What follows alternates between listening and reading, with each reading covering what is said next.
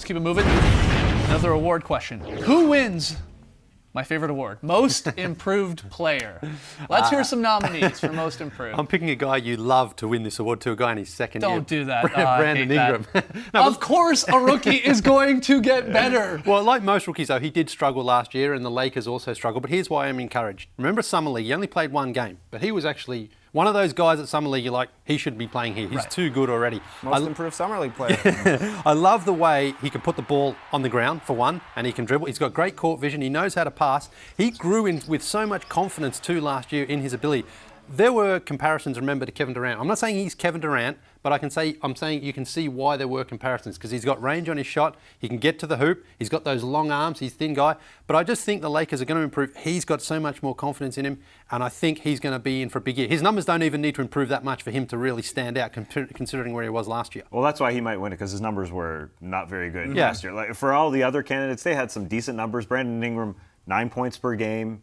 40% from the floor, shot the Charles Barkley percent from three-point land with 29%. I mean, up and down the board here, 62% from the line. So, if he pots 15, he's going those to numbers get better. are huge. He's a second-year player. But This is remember why giving it to a second-year player, it just infuriates me. It's so pointless. But remember, the Lakers refused to give him up in any trades. DeMarcus Cousins was rumoured, and Paul George. It's because the Lakers know that he's going to be a star, and they're like, there's no way we're giving up this guy. He's only just turned 20. Okay, we got Ingram. Is there anyone else? Anyone maybe a little bit longer in their NBA career? I don't know if he's going to actually win it, but I'm really excited for Gary Harris. Shout out to Gary Harris's ham pillow. He's really a slept-on player. He's maybe a hair behind Devin Booker as the next shooting guard to watch. He had a really good year last year, 15 points, 3 boards, 3 assists, 50% from the field for a guard, which is crazy, 42 on threes, made 2 a game.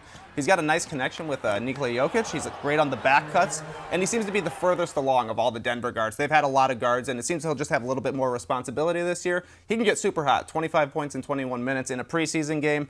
Wouldn't be surprising to me if he could get close to 20 a game this That's year. a solid pick. You got anyone for MIP? I think the good thing about Gary Harris is that people will be paying a little bit more attention to Denver this year because Jokic is a star and they get Paul Millsap, so maybe Gary Harris gets some light as well.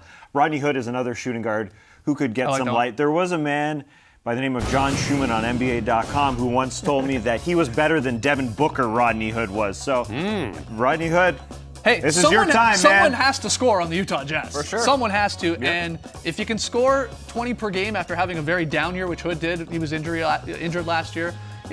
They look at that. When you look at the previous winners for most improved player, you usually got to score around 20 or just over 20.